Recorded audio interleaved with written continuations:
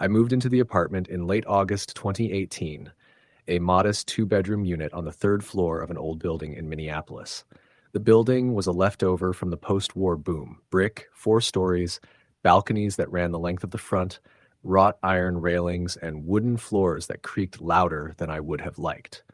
Still, the rent was reasonable, and the location was perfect for my job downtown, so I took it without hesitation. The apartment had a small balcony, just enough space for a chair and a little table.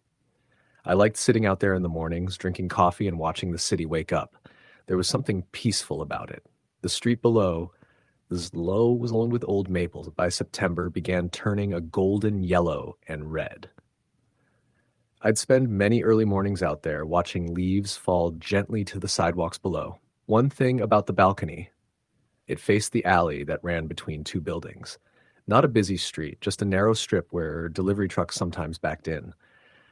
Most days, the alley was quiet, and in the evenings, the distant sounds of the city echoed softly. About 2 weeks after I moved in, something odd began happening.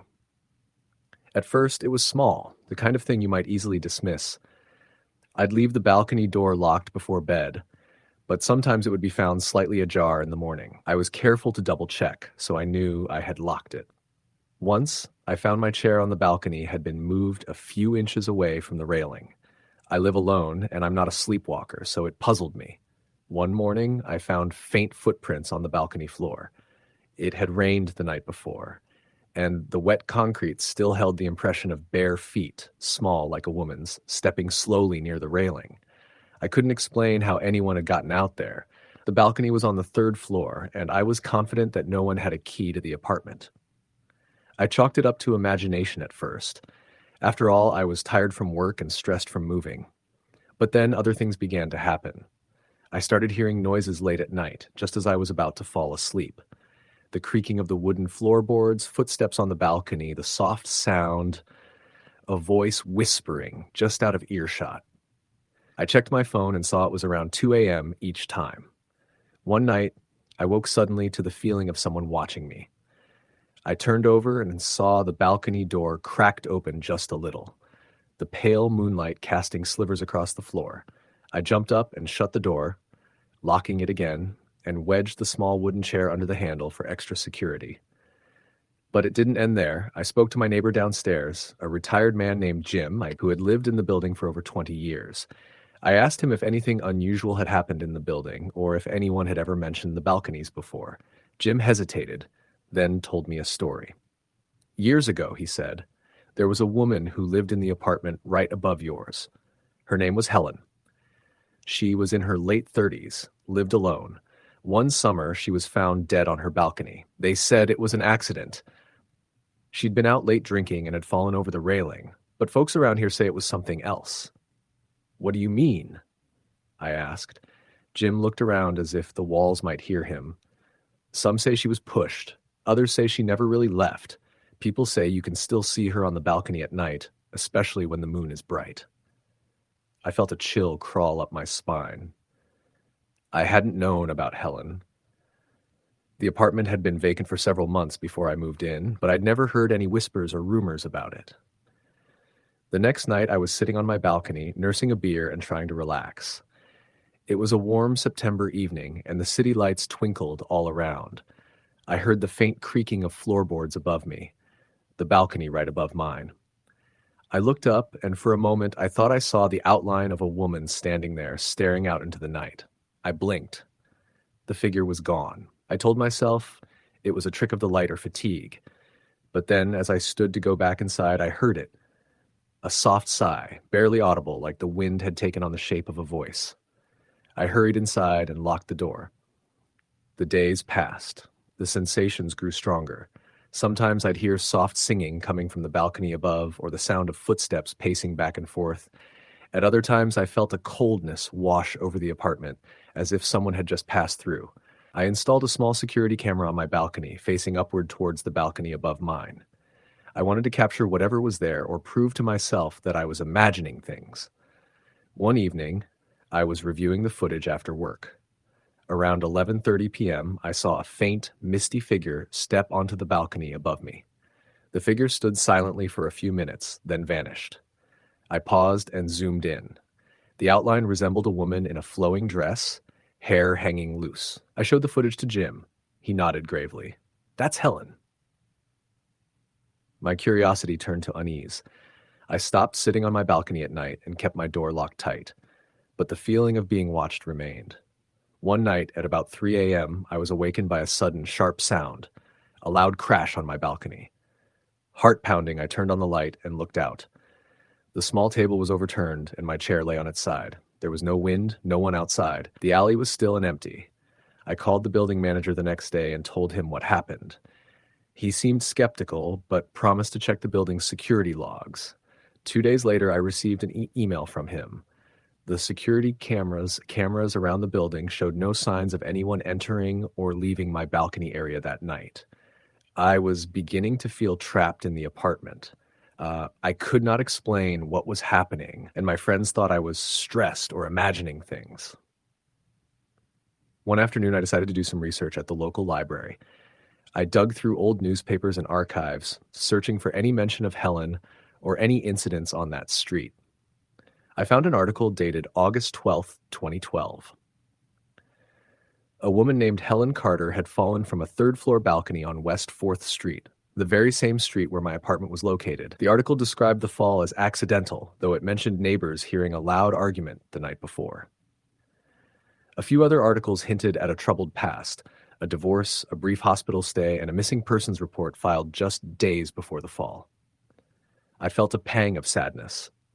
Helen was more than a story or a ghost. She was a person with struggles and pain. That night, I dreamed of Helen. In my dream, she stood on the balcony above mine, like looking down at the street below. Her face was tired but calm, and she spoke in a voice that was barely a whisper. Please, help me be free. I woke up with tears in my eyes. The next day, I placed a small bouquet of flowers on my balcony just outside the door. I spoke softly into the air. Helen, I don't know what you need, but I want you to find peace. After that, the strange events slowly began to fade. The noises grew quieter, the coldness lifted. I never saw the figure again, though sometimes I felt a gentle presence near the balcony when the city was quiet. Months later, I moved out of the apartment. The experience had changed me, left a deep impression I couldn't forget. I think about Helen sometimes, wondering if she finally found the peace she needed. And sometimes, when I pass by old buildings with balconies, I glance up, half expecting to see a faint outline watching silently. Story the end. The first time I saw her, I was standing on the balcony of my new apartment, staring out over the city skyline as the sun dipped behind the rooftops. It was early fall in Chicago, 2014, and the air was crisp with that perfect hint of chill that hinted at winter, but still held the warmth of fading summer days. I had just moved into the 7th floor of an old brick building in the Lincoln Park neighborhood, a place that felt more like home than any other I had lived in before. The balcony was narrow but long enough for a small table and a chair, a perfect spot for morning coffee or late-night cigarettes. It faced a quiet courtyard shared with a few other buildings, and I liked the solitude it offered amidst the bustle of the city. That night, I was out there smoking my last cigarette of the evening.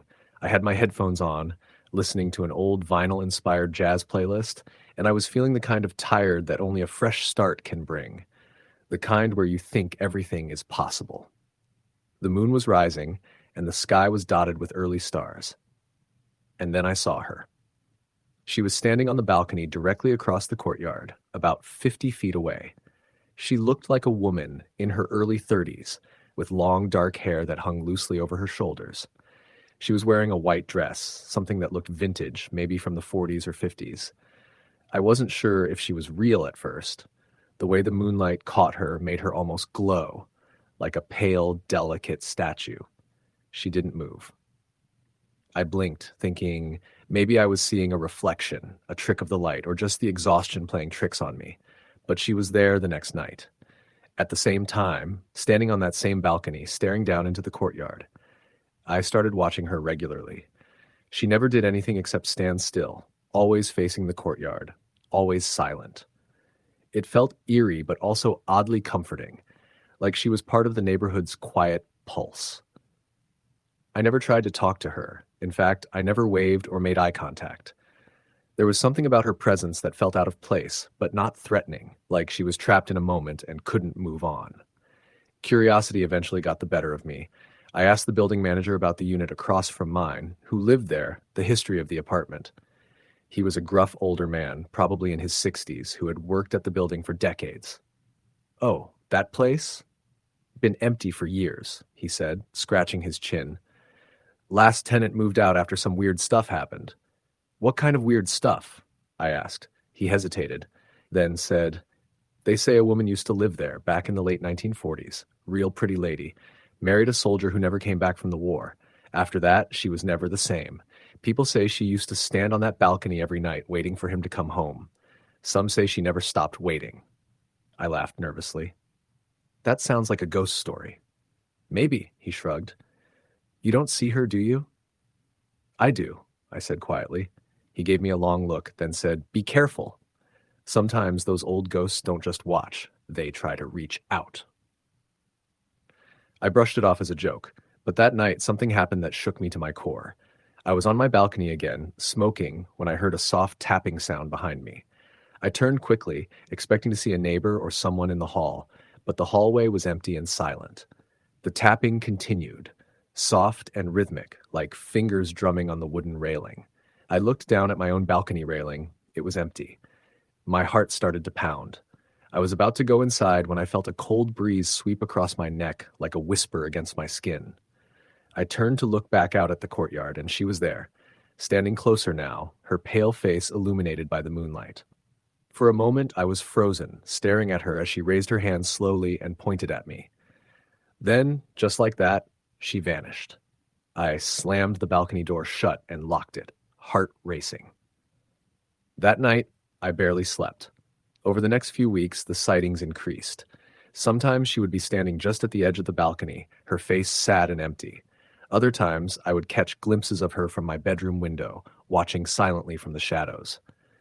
I started noticing other things too. Small, cold spots near the balcony door, faint whispers when I was alone at night, and the unsettling feeling that I wasn't truly alone in the apartment.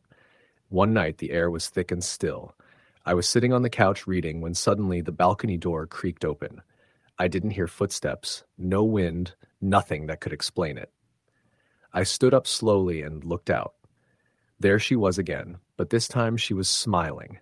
A fragile, bittersweet smile that made my skin crawl. She stepped forward and placed her hand on the glass, leaving a faint, almost transparent handprint. I reached out to touch it, and the temperature dropped sharply. My breath fogged up the glass. The next morning, I called a local historian to ask about the building's history. She told me the story of Evelyn Harper, a young woman who had lived there in the 1940s. Evelyn's fiancé, a soldier named James, died overseas just weeks before they were supposed to get married. It was said she never recovered from the loss, spending every night on her balcony waiting for him to come back, until one winter night when she simply disappeared without a trace. Locals believed she had died there, her spirit forever tied to the balcony where she had waited. As the weeks turned into months, my experiences became more intense. I would wake up to find her silhouette standing at the balcony door, or feel her presence beside me while I worked late at night. One cold November evening, I was sitting on the balcony wrapped in a thick blanket, staring out at the city lights, trying to calm my nerves. Suddenly, I felt a soft brush against my cheek, like a gentle caress. I looked up and saw her standing behind me, closer than ever before. Her eyes were full of sorrow, but also a strange peace. She whispered, "Thank you." And then she was gone. After that night, I never saw her again. I moved out the following spring, but sometimes when I walk past that building, I look up at the balcony and wonder if Evelyn is still there, waiting or finally free. The experience changed me. It made me believe in things I never thought I would. It made me respect the stories hidden in old walls and forgotten places. And it made me wary of balconies, because sometimes the past doesn't just linger in memories. Sometimes it stands quietly across a courtyard, waiting to be seen.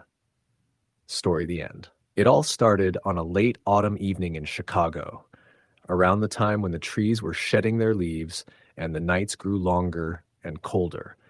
I had just moved into a modest third-floor apartment in an old brick building on the north side of the city. It was the kind of place that had character. The creaky wooden floors, the faded wallpaper, and most notably a small balcony that overlooked a quiet alley between two buildings. I had never really been a city person before, but the job opportunity had pulled me here. The apartment was affordable, and the neighborhood felt safe enough. The balcony was my favorite part of the place. It was a small rectangle of space, maybe 10 feet by 4, with a rusty iron railing and enough room for a chair and a tiny table. At night, I'd often step out there for some fresh air, cigarette in hand, watching the dim glow of streetlights and the occasional silhouette of someone passing by. The first few nights in the apartment were uneventful. I was busy with work, settling in, and trying to get used to the constant hum of the city. The building itself was old, and some neighbors had mentioned it used to be an artist's loft space back in the 70s before being converted into apartments. Some stories hinted at a tragic fire decades ago, but no one could give me solid details. One night, about 2 weeks after moving in, I was out on the balcony late, around midnight, I think, just having a smoke and thinking about how far from home I was. The city felt distant, but the quiet alley below was surprisingly still, aside from a stray cat or two rummaging through trash bins. As I was about to go back inside, I thought I heard footsteps coming from the balcony of the apartment directly across from mine, maybe 2 floors up. The building faced mine, just across the alley, and I often caught glimpses of neighbors on their balconies or windows. I looked up but didn't see anyone. I chalked it up to the wind or my imagination, maybe a loose shutter rattling. I went back inside, locked the door, and went to bed. The next morning, I mentioned the sound to my neighbor, Mrs. Dalton, an elderly woman who lived on the 2nd floor and was the unofficial historian of the building. She smiled and said, "Oh, honey, that building has quite a past. You might hear things sometimes." I asked her about the fire story, and she confirmed it. "Yeah, many years ago, a young woman lived in that building. She had a balcony just like yours. One night, a fire broke out, and she didn't make it out. Some say her spirit never left." I didn't think much of it at the time. Ghost stories felt like city folklore, more for the tourists than residents. But the sound of footsteps on the opposite balcony stuck in my mind. Days passed. One evening, I was sitting out on the balcony again, reading a book, when I noticed something odd. Across the alley, on the same floor as me but in the other building, the balcony was empty, except for a small folding chair that faced outward. No sign of anyone. Then I saw movement, at the edge of my peripheral vision. A figure appeared on that balcony, pale and blurred in the darkness. At first, I thought it was a neighbor, but as I focused, the figure seemed off. The way it stood, still but somehow not quite solid. The face was indistinct, and it wore a flowing white dress that looked old-fashioned, like from another era. I blinked and looked again. The figure was gone. I shook my head, thinking I must be overtired, but the image stayed with me. That night, when I was about to turn off the lights, I heard soft tapping on my balcony door, the sliding glass. I froze. The sound wasn't loud, but persistent. I live alone, and no one had keys except me. I called out, "Hello?" but no answer. After a moment, the tapping stopped. I pulled the curtain shut and locked the door again, tried to tell myself it was just the wind or a stray bird knocking. But then things started to get stranger. The next few nights, the tapping came back, always around midnight, always gentle but deliberate. Sometimes I felt like I wasn't alone out there on the balcony, even though I saw no one. One night, I decided to keep the balcony door open just a crack and sit with a flashlight, determined to catch whoever or whatever was making the noise. About midnight, the tapping began again. I pointed the flashlight toward the railing. A chill ran down my spine when I saw faint footprints in the dust that I hadn't noticed before. Small, delicate prints leading from the far corner of the balcony to the door. But no one was there. Suddenly, the temperature dropped sharply. I could see my breath in the air. Then a whisper, barely audible, came from the balcony just a few feet from me. It was a woman's voice, fragile and distant. "Help me." I froze. Heart pounding. The flashlight flickered and went out. In the pitch dark, I felt a presence, like a gentle but sorrowful touch against my arm. I snapped the flashlight back on. Nothing. I slammed the door shut and locked it. I didn't sleep that night. The next day, I went back to Mrs. Dalton and told her everything. She listened carefully and nodded. That would be the lady who died in the fire, she said. Her name was Evelyn. She lived in that very building, right across from yours. They say she was waiting for her fiancé to come home, but the fire trapped her. She's been seen many times, always near her balcony, always searching. I was skeptical, but intrigued. Mrs. Rapp Dalton told me Evelyn was known to tap gently on windows and doors to get attention, to ask for help she never received. That evening, I sat on my balcony again, staring across at the empty one. As dusk fell, I noticed the chair again, the folding chair that seemed to appear and disappear. The wind stirred leaves in the alley below. Suddenly I heard the tapping, slow and rhythmic, on the glass door. I didn't move. The air was cold, and I felt the presence again, closer this time. "Please," the voice whispered, "don't forget me." I wanted to say something, but my throat was dry. I just nodded to the empty air. The tapping stopped. Over the following weeks, the tapping became less frequent. Sometimes when I sat on the balcony late at night, I would feel that same cold presence nearby, but it was no longer frightening, more like a quiet companion. One particularly cold night, I woke up to the sound of glass breaking. I rushed to the balcony door and saw that the chair from across the alley had appeared on my balcony. But it wasn't just any chair. It was the exact same folding chair Mrs. Dalton described as Evelyn's favorite. I stepped outside cautiously. The chair was old, worn, and delicate. I reached to touch it and noticed a faded inscription carved into the wood. EL 1973. I sat down, and the coldness wrapped around me, but not painfully. It felt like a presence saying goodbye. From that night on, the tapping ceased. The footprints vanished. The coldness lifted. It was as if Evelyn's spirit had found peace, or finally received the help she needed, even if it was just acknowledgement from a stranger across the alley. Sometimes, when I sit out on that balcony and look at the night sky, I think I can feel her watching over me, a quiet reminder of a life once lived, waiting, and now finally free. Story, the end.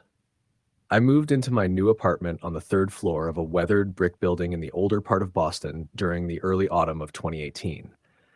The neighborhood was a mix of college students, longtime residents, and a few small shops that had been around for decades.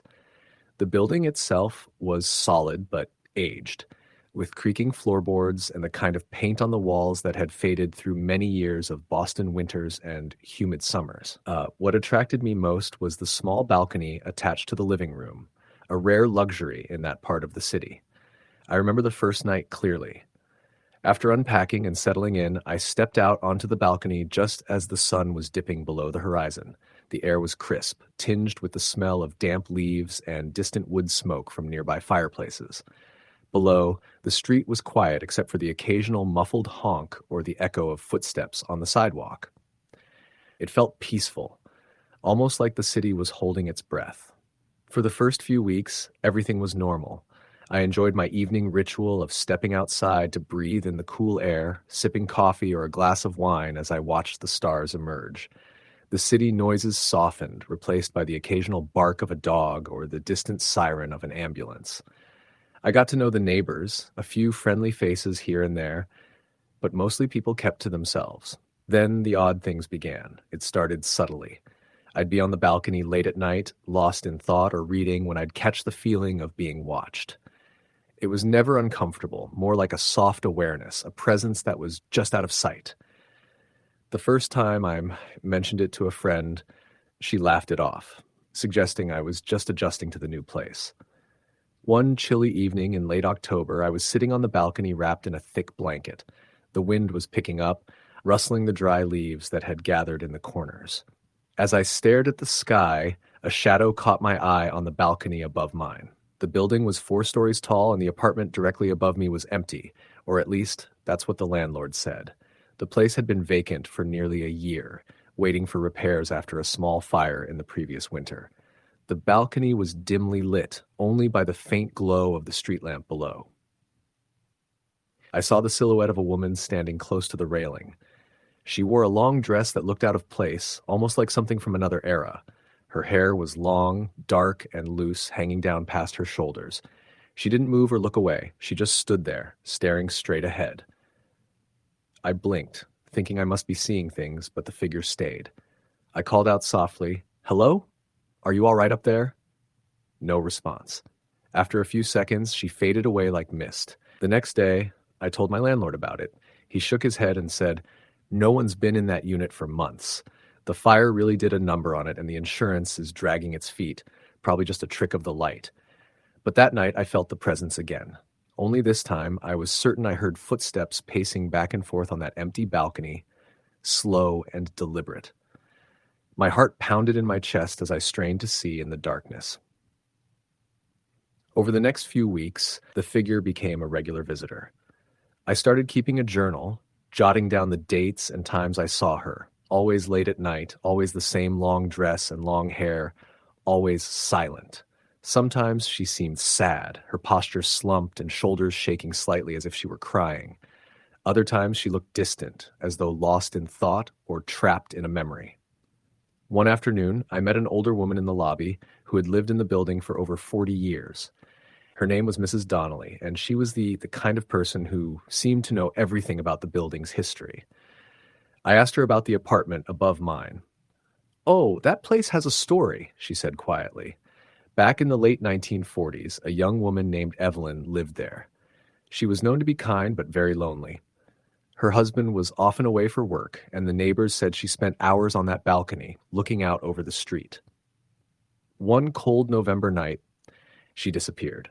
They never found out what happened. Some say she fell, some say she left, but the truth was never clear. I felt a chill run down my spine.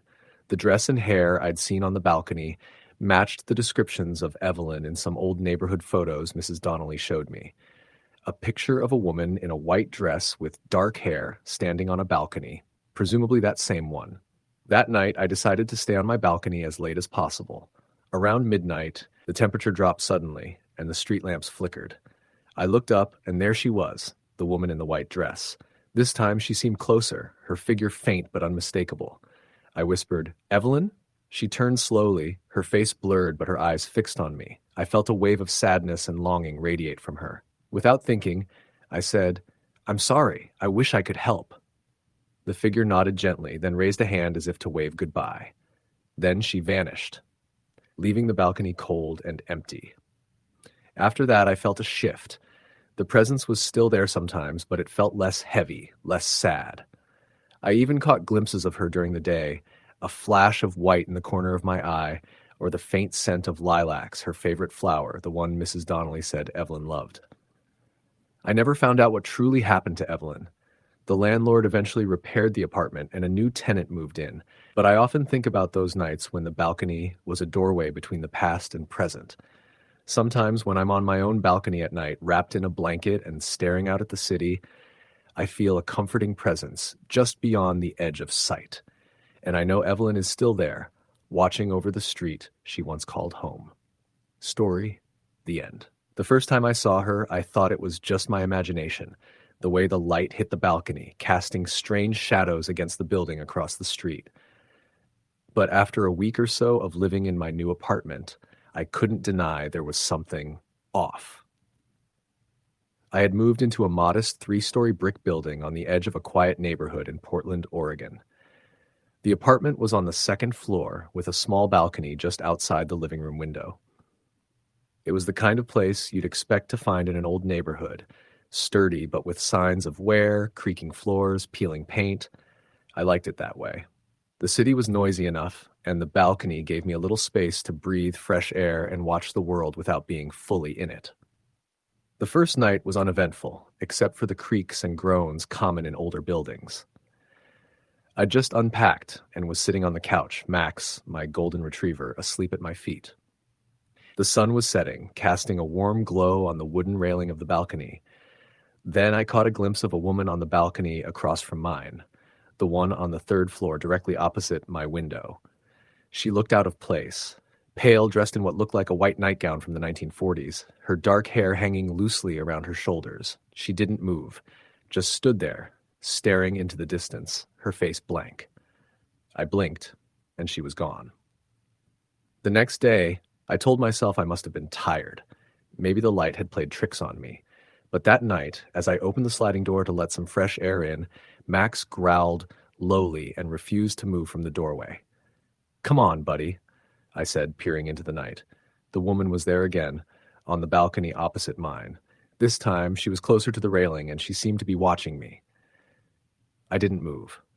I didn't want to acknowledge her, but something deep in my gut told me to keep watching. Suddenly, she turned her head sharply toward the left, as if she heard something behind her. Then, she disappeared. Over the next few days, I noticed other strange things happening.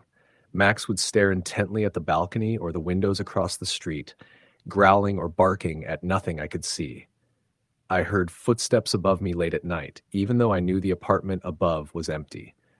Lights would flicker, and sometimes I'd find small things. A cigarette butt, a dried flower, on my balcony, though I never smoked or had plants. Curiosity got the better of me. I asked the building manager about the history of the place. She was a middle-aged woman with a no-nonsense attitude, but her eyes softened when I mentioned the woman on the balcony.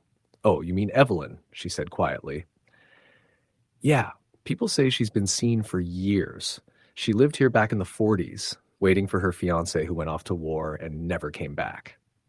She told me that Evelyn used to sit on that very balcony every night, hoping to see him return. One day, she vanished, and some say she never left. Over time, neighbors reported seeing a ghostly figure in a white dress, standing silently on the balcony, always looking out. I was skeptical, but the story stuck with me. One rainy evening, I was home alone. The rain hammered the roof and windows, and the wind howled through the trees. I sat wrapped in a blanket on my couch, Max curled up beside me. Suddenly, the power flickered and went out. I stood and went to the balcony to close the sliding door, worried about the storm. As I did, I saw her again, Evelyn, standing quietly, staring down the street as if waiting for someone. I felt a chill run down my spine. For the first time, she looked directly at me, her eyes hollow yet full of something deeply sad. I whispered, "Are you waiting for him?" She didn't answer. Instead, she slowly raised a hand and pointed toward the street below. My heart pounded. I followed her gaze and saw a man walking quickly, his coat pulled tight against the rain. He stopped in front of the building, looked up at her balcony, and then disappeared into the night. After the storm passed, I went downstairs to the lobby. The man was nowhere to be found, but on the bulletin board, I found a faded flyer from years ago, a missing person notice for a soldier who disappeared during the war. I felt tears prick my eyes. Maybe Evelyn's vigil wasn't just a ghost story. Maybe it was unfinished business. From that night on, the visits stopped. The footsteps ceased, and Max no longer barked at the balcony. I like to think that Evelyn finally saw him one last time and was able to rest. Living there taught me that some spirits linger not to scare us, but because of love and loss. A reminder that some stories never truly end. Story the end. The apartment was modest, nestled on the third floor of a worn-down brick building in an older part of Chicago's Lincoln Park neighborhood. I had moved in during early spring, eager to start fresh after a rough breakup and a sudden job transfer. The rent was affordable, the location was great, close to work, coffee shops, and a small park where I like to jog, and the building had character, with creaky hardwood floors and narrow hallways lined with faded wallpaper. My favorite feature was the balcony attached to the living room, small but deep enough for a couple of chairs and a table. It faced the alley behind the building, where rusted fire escapes clung to brick walls and the muffled sounds of the city drifted in. The first few days were routine, unpacking, arranging furniture, exploring the neighborhood. At night, I'd often sit on the balcony with a cigarette or a glass of wine, enjoying the rare quiet in the bustling city. The alley was shadowy but never completely dark. Streetlights cast faint pools of yellowish light between the walls, and occasionally I'd hear the distant hum of late-night traffic or the clatter of trash bins being dragged out for collection. One evening, about a week after moving in, I was sitting on the balcony, wrapped in a sweater despite the mild spring air. I'd just lit a cigarette and was scrolling through my phone when I felt a sudden chill sweep over me, colder than the evening breeze. The hairs on the back of my neck prickled as if someone had just walked past, but the alley was empty and still. Then I noticed a faint movement at the far end of the alley, near the back door of the neighboring building. A figure, almost translucent in the dim light, stood perfectly still.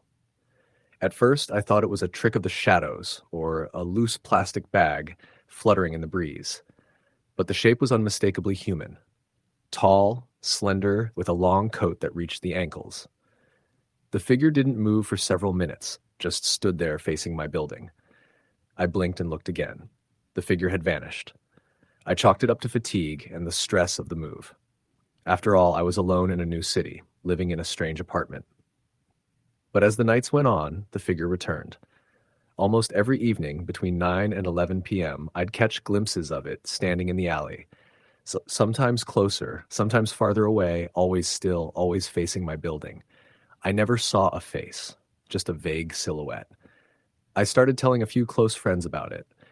Most shrugged it off as paranoia or my imagination, but one friend, Maria, suggested I look into the building's history. So during a weekend, I went to the local library and dug through public records and old newspapers. What I found was unsettling. The building had been constructed in the 1920s and had seen its fair share of tenants and tragedies. In particular, there was one story that caught my attention. A young woman named Eleanor, who had lived there in apartment 3B, the very unit I was renting now. According to an article from 1947, Eleanor had died after falling from the balcony during a late-night argument with her boyfriend. The case had been ruled accidental, though some neighbors believed otherwise. The story made the headlines briefly, but was soon forgotten. That night, armed with the knowledge of Eleanor's fate, I sat on the balcony longer than usual, waiting to see if the figure would appear again. The alley was quiet, the city sounds muted by the early hour. Then, as if on cue, the figure appeared at the alley's far end. I stared, heart pounding. This time, I tried to get a better look. I noticed the faint outline of a woman's hair, tied back in a loose bun. Her coat looked old-fashioned, a style from the 1940s, draped loosely around her. The figure seemed fragile, almost sorrowful. I called out softly, "Eleanor?" There was no reply, only silence. A sudden breeze swept through the alley, carrying the scent of lilacs and something else I couldn't identify. Something faintly metallic, like old pennies. The figure raised a hand as if to wave, but instead vanished. After that night, I began to feel a strange connection to the balcony and the ghostly presence in the alley. I started leaving small offerings on the balcony railing. Fresh flowers, notes, even a small candle. The idea seemed silly, but I wanted to acknowledge Eleanor, to tell her that she wasn't forgotten. One particularly rainy evening, I was on the balcony, watching the drops fall steadily into the alley. The figure appeared once more, but this time closer, near the fire escape stairs. She seemed less translucent, more solid somehow. As I looked into the shadows, I thought I saw tears glistening on her cheeks. The next day, I spoke to an elderly neighbor named Mrs. Green, who had lived in the building for over 50 years. When I mentioned Eleanor, her face grew somber. "Poor girl," she said softly. "They never really found out what happened. Some say her boyfriend pushed her. Others think she was scared and tried to get away. She was heartbroken, that one. Sometimes you can still see her wandering near the alley at night, looking for something she lost." I asked if she had ever seen the figure herself. Mrs. Green nodded. "More than once. She said it was like Eleanor was stuck between this world and the next, trapped by her pain." Over the next few weeks, my encounters with Eleanor's ghost became more vivid. One night, I dreamed I was on the balcony in the 1940s. Eleanor stood beside me, pale and trembling, holding a letter in her hand. She pointed to the alley, then at the letter, but before I could read it, I woke up. The letter haunted me. I returned to the library and requested access to personal archives. After some digging, I found an old box of letters in the Historical Society, correspondence between Eleanor and her fiancé, who apparently had disappeared shortly before her death. The letters revealed a secret engagement, and the last letter hinted at betrayal and fear for her life. I began to suspect Eleanor's death wasn't an accident. One night, determined to confront whatever was lingering, I sat on the balcony with a voice recorder, asking questions out loud. "Eleanor, what happened? Are you safe?" At first, nothing but silence. Then, faintly, a whisper. "Help me." My blood ran cold. I asked again, "What do you want?" A soft tapping came from the balcony railing. 3 taps. I repeated the question, and the taps came again, this time 5. I took it as a sign to keep trying. In the days that followed, I spent hours researching the mysterious disappearance of Eleanor's fiancé, who had vanished without a trace just weeks before her death. Local rumors suggested he was involved in illegal activities and had enemies. Some speculated he fled town, while others whispered that he had been killed. I began to piece together a tragic story of love, fear, and betrayal. Late one evening, as the sun was setting, I stepped onto the balcony with a small notebook. I spoke aloud. "Eleanor, I want to help you find peace. Can you show me what happened?" The air grew heavy. A chill settled in. The figure appeared, closer than ever before, almost within reach. Then, as if summoned, a strong wind blew through the alley, scattering leaves and knocking over a small potted plant I had placed earlier. The ghost's form shimmered, and a flash of memory hit me. A heated argument, a shadowy figure pushing Eleanor against the railing. Her desperate struggle. The wind died down. The figure lingered for a moment, then slowly lifted a hand in thanks before fading away completely. After that night, the balcony felt warmer, the air lighter. I never saw Eleanor again, but sometimes when the city lights twinkle in the distance, I feel a peaceful presence, like a weight lifted. Living in that apartment taught me that some ghosts aren't there to haunt, but to be heard. Story the end. I moved into the apartment on the 5th floor of an old building in a residential neighborhood in Boston. It was a small one-bedroom unit, but the balcony was what sold it to me. The perfect little nook that overlooked a quiet tree-lined street. For someone who had just left a noisy shared apartment and was trying to make a fresh start, having that balcony was everything. It was a place where I could sit with my morning coffee, read, or just breathe in the air away from the city's bustle. The building itself was older, built sometime in the late 1920s, with brick walls, creaky wooden floors, and narrow hallways. My landlord, a middle-aged man named Mr. Parker, told me it had been renovated over the years but still held some of its original charm and some of its quirks. I didn't pay much attention to the quirks at first. The balcony door would sometimes stick, the windows would rattle during storms, and once or twice I heard faint footsteps in the hallway when no one else was around, but nothing I thought was too odd for a building that old. The first time I noticed something strange was about a week after I moved in. I'd been out late at work and came home exhausted. The night was clear, the kind of crisp spring night that makes the air smell fresh and alive. I opened the balcony door and stepped out for a few minutes to clear my head. As I leaned on the railing, I noticed movement on the street below. A man, standing still under the dim street lamp across the road. He was dressed in a dark suit, and the street lamp cast a halo around him, making his figure look a little surreal, like an old photograph come to life. I squinted, trying to make out his features, but he didn't move, just stood there, staring up at the building. The longer I looked, the more I felt like something was off. This part of the street was usually quiet at night, and there wasn't anyone else around. After a moment, he disappeared. I shrugged it off. Maybe I'd been too tired or my mind was playing tricks on me. Over the next few days, the sightings became more frequent. Almost every night, I would see the same man standing in the same spot under the street lamp. Always still, always looking up toward the building. One evening, I decided to call down and ask if he needed help. But when I looked down from my balcony, the street was empty. I mentioned the figure to Mr. Parker when I saw him the next day. He paused, looked uncomfortable, then said, "You might be seeing Henry." "Henry?" I asked. "The man who used to live in this building," Mr. Parker explained. "He died here many years ago. People say he still waits outside like he's looking for something or someone."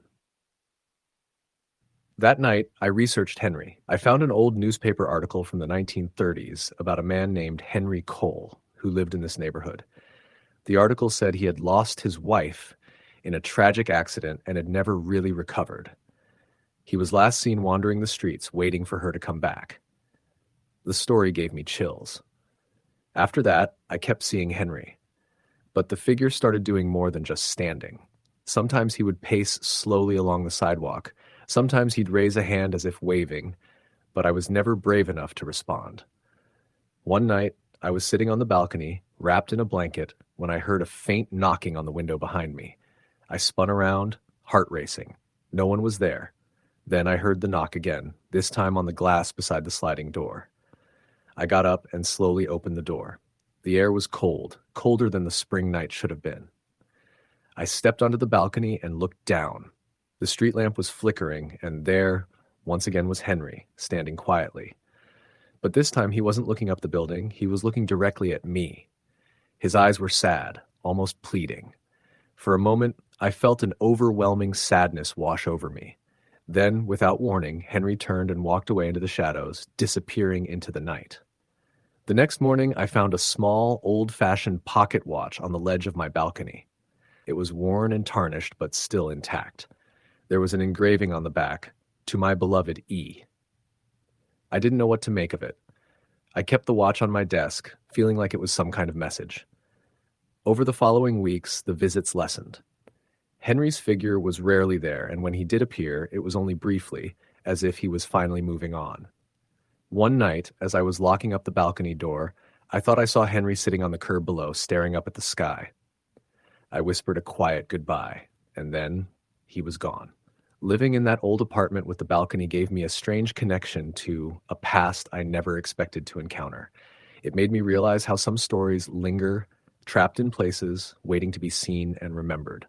Sometimes when the air is just right and the street lamp flickers in a certain way, I still feel Henry's presence, not as a ghost to fear, but as a silent figure waiting to be understood. Story. The end. The first time I saw the apartment, it was a rainy Thursday afternoon in early October of 2016. I had just moved to Seattle for a new job, eager to escape the small town I'd grown up in and start fresh. The building was an old brick structure in Capitol Hill, about 4 stories high, with narrow wrought iron balconies lining the front of each unit. The realtor called it charming, but to me it looked a bit tired. The paint was peeling on the window frames, and the fire escape stairs had rust patches. Still, the rent was reasonable and the location perfect, a few blocks from the light rail and a short walk to the offices downtown. I signed the lease the same day. The apartment was on the second floor, Unit 2B, with a small balcony just outside the living room window. It wasn't much, barely enough space for a couple of chairs and a small table, but it had a view of the street below, framed by old maples turning gold in the fall. I imagined myself sitting out there on cool evenings, maybe with a book or a glass of wine. At first, everything felt normal. The building was quiet, except for the usual city sounds, car horns, muffled music from nearby bars, the occasional bark of a dog. The neighbors seemed friendly enough. There was a young couple in 2A who often smoked on their balcony, and a middle-aged man in 3B who I rarely saw, but who always said hello in the hallway. The first unusual thing happened about a week after I moved in. One night I was sitting on my balcony, sipping a cup of chamomile tea and listening to the rain patter on the street below. The street lamps cast pools of yellow light, and the leaves shimmered wet and dark. Suddenly, from somewhere above me, I heard the faintest sound of footsteps, slow, deliberate, and oddly soft, as if someone was pacing. I looked up toward the balcony on the 3rd floor, directly above mine, but saw nothing. The rain blurred the edges of the iron railing, and no one appeared to be standing there. I told myself it was probably my imagination, or maybe a trick of the rain on the metal. But the footsteps came again, rhythmic and soft, for a few minutes, then stopped. I felt a chill run down my spine and hurried inside, locking the sliding door behind me. Over the next few nights, the footsteps continued, always at about the same time, between 11:30 and midnight, slow, pacing, and always from the balcony above mine. I asked the man in 3B if he had guests or made noise late at night, but he looked surprised and said he worked nights and was usually out. One evening, curious and a little unnerved, I decided to stay out on the balcony to see if I could catch whatever was causing the noise. The night was clear, the air crisp and cool. I sat quietly, watching the empty balcony above. After about 20 minutes, the footsteps began again, slow and measured. I shone my flashlight upward, but the balcony was empty. Then, out of the corner of my eye, I saw a figure. A woman, standing near the railing, her head bowed slightly, her long dark hair falling over her face. She wore what looked like an old-fashioned white dress that fluttered in the breeze, even though there was hardly any wind. I gasped and blinked, but when I looked again, she was gone. My heart raced as I stumbled back inside and locked the door. I sat on the couch trying to calm myself, but the image lingered. The next day, I asked around the neighborhood, hoping to learn something about the building's history. A few people mentioned that the apartment above mine had been vacant for some time. One elderly woman told me there was a story about a woman who had died there years ago. I went to the local library and dug through old newspaper archives. I found a small article dated October 15th, 1983. It said a woman named Margaret Ellis in her mid-30s was found dead on the balcony of apartment 3B after falling from the railing. The coroner's report listed the cause as accidental, though neighbors recalled hearing a heated argument the night before. No foul play was ever confirmed. I felt a strange connection. This woman, Margaret, must have been the figure I saw. That night, I was lying in bed when I heard the footsteps again. This time they were accompanied by a faint whispering, like someone talking softly but unintelligibly. I looked toward the balcony door. The sliding glass was fogged, even though the air was dry, and in the mist I saw the outline of a woman standing just outside. Her face was pale, her eyes hollow, and as I stared, I felt an overwhelming sadness wash over me. I whispered, "Margaret?" The whispering stopped. After that night, the footsteps grew less frequent. But sometimes, when the apartment was silent and the street empty, I'd hear a soft sigh or the faint sound of a woman humming an old tune. I never saw Margaret again, but I always felt her presence nearby. Eventually, I moved out. The job relocated me to another city. But the memory of that balcony and the woman who haunted it stayed with me. Every time I think about that apartment, I wonder if Margaret still stands there, watching over the street, waiting for something. Story the end.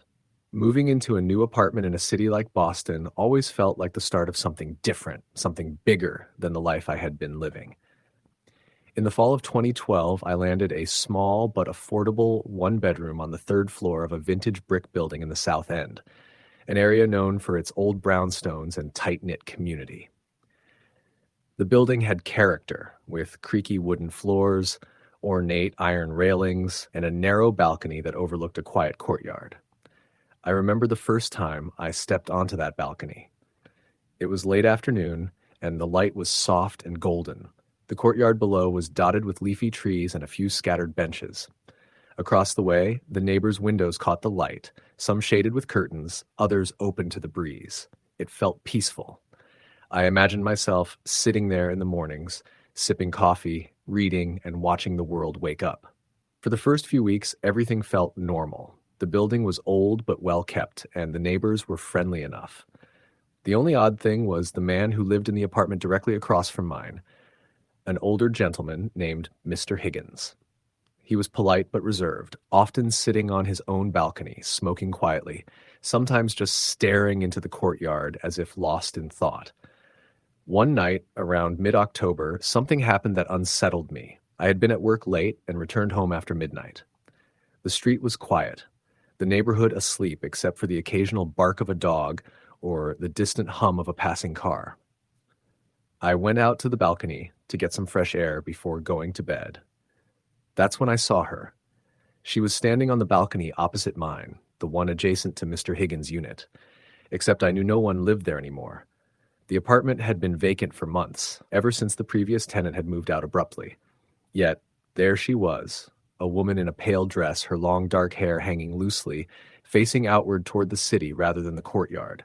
The moonlight made her pale skin glow softly in the night. At first, I thought maybe someone had broken in, or that a neighbor was playing a prank. I squinted, trying to get a better look, but she didn't move. She just stood there, silently, unmoving. Her eyes seemed fixed somewhere far beyond the buildings. Unease crept in. I blinked, and when I looked again, she was gone. I closed the balcony door and locked it, trying to calm my racing heart. I told myself it was just a trick of the light or exhaustion. Over the next few nights, I found myself looking out, half expecting to see her again. And each time, she was there. Always the same spot, same pale dress, same distant gaze. I started asking around. The building manager was an older woman named Ruth. When I mentioned the woman on the balcony, her expression changed. "That apartment has a history," she said quietly. "The woman who lived there, Mary Sullivan, was found dead on that balcony years ago. She fell, or maybe she jumped, after her husband went off to war and never came back." I was skeptical, but intrigued. Ruth told me that Mary's death had haunted the building's history ever since. Some tenants had complained about strange noises, cold drafts, and the feeling of being watched. One night, as Halloween approached, I stayed up late working on a project. The apartment was quiet except for the faint tapping on my balcony door. I looked up and there she was, standing just outside, her hand pressed gently against the glass. Her eyes were sad, filled with a longing that made my throat tighten. I didn't dare open the door. Suddenly, the wind picked up and the glass rattled softly. She lifted her hand and disappeared. The next morning, I found a single red rose on the balcony floor. I didn't own any roses. I brought it inside, unsure if it was a prank or something else. That night, I dreamt of Mary. She was standing on the balcony, calling out to someone I couldn't see. I woke up with the sensation of cold water on my feet, even though the floor was dry. As weeks passed, her appearances became more frequent and intense. One evening, I was sitting on the balcony when I heard faint music, old jazz, crackling and distant. The air grew colder, and a soft humming joined the music. I looked over, and she was there, swaying gently as if dancing to the unseen melody. Her presence was no longer frightening. It was mournful and beautiful, a snapshot of a life interrupted. I began leaving small offerings on the railing, a candle, a note, a photo of a sunset. One night, I found a reply, a message written on the fogged-up glass in the shape of a heart.